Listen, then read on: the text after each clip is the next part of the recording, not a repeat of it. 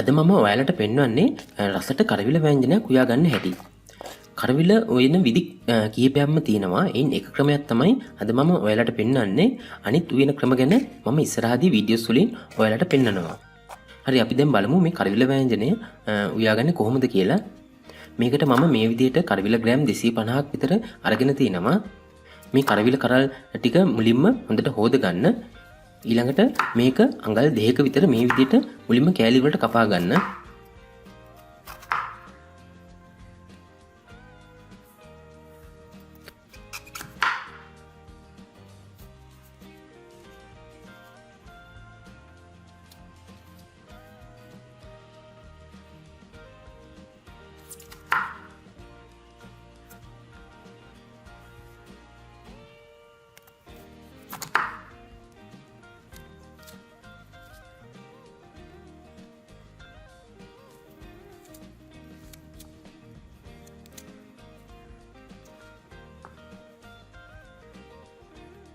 මේ කපාගත්තු කෑලි ටික ඊළඟට හීනි තීරු විදිහට ලියා ගන්න.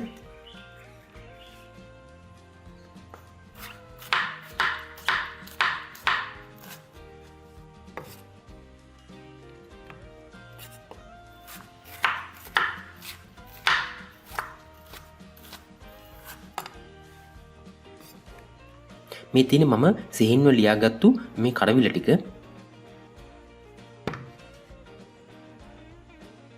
ඊළඟට මේ කරවිල ටිකට මම තක්කලි ගෙඩියක් මේ විදිහට කපලා එකතු කරගන්නවා. ඔයාලට මේකට තක්කලි වෙනුවට බිලින්න උනත් පාවිච්චි කරගන්න පුළුවන්.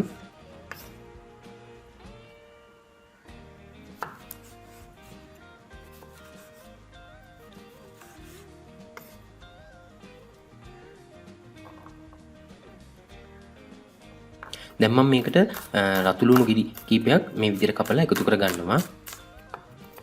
මේ කරවිල ව්‍යංජනයත් හදන්න ඕන කරන ද්‍රව්‍යවල ප්‍රමාණයන් මම මේ වීඩියෝ එක පහලින් දාලා තිනවා.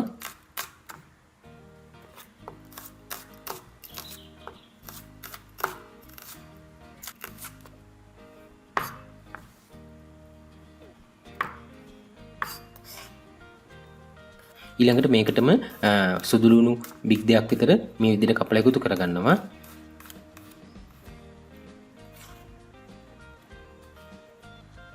තව මේකට අමු මිරිස් කරල් දෙකක් සහ රම්පේ කරපිංච මේ විදිහට මම එකතු කරගන්නවා.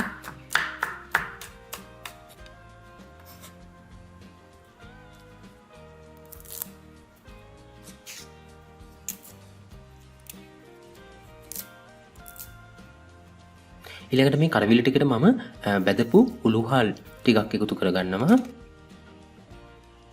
ඒකටම කහ කුඩු ටිකක්, මිරිස් කුඩු ටිකක්,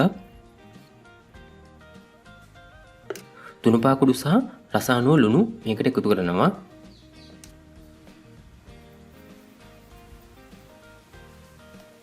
තව මම මේකට උම්බල කඩ කුඩු ටිකක් මේ විදිහට එකතු කරනවා. ඊළඟට මේකට පොල් කිරි එකතු කරලා මේ ටික හොඳින් කලවම් කරගන්නවා.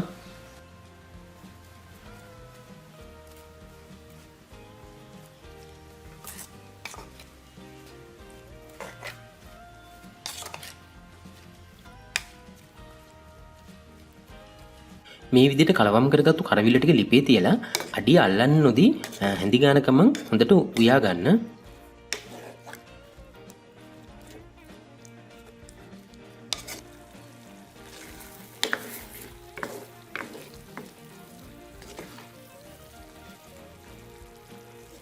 දැන් අපේ කරවිල ටික හොඳට තැම්බිලා තියෙන්නේ.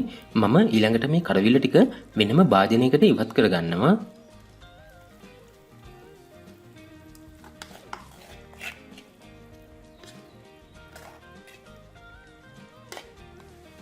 ඊළඟට මේ කරවිල උයපු ඇතුළියටම මම මේ විදිහට තෙල් ටිකක් එකතු කරලා ඒ ටික හොඳින් රත් කරගන්නවා.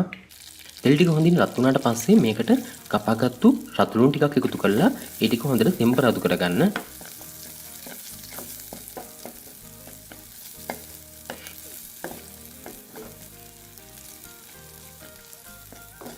මේ විදිහට ලුණු ටික හොඳට තෙම්පරාදු වුණාට පස්සේ මේකට අපි කලින් උයාගත්තු කරවිල ටික එකතු කරලා හොඳින් කලවම් කරගන්න.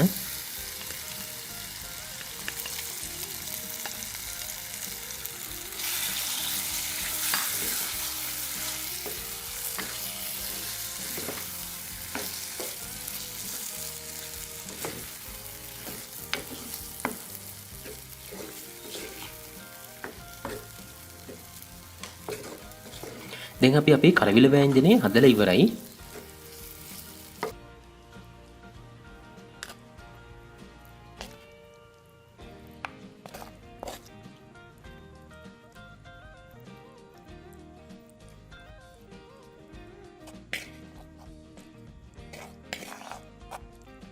මේ තියෙන්නේ මම රසට හදපු කරවිල වෑංජනය. ඔයාලත් ඉතින් මේ විදිහට කරවිල වෑංජනයක් උයලා රස බලන්න කොහොමද කියලා ඊළඟ වීඩියෝ එකකින් මම කරවිල බෙදලා උයා ගන්න විදිහක් ගැන ඔයාලට පෙන්වන්නම්.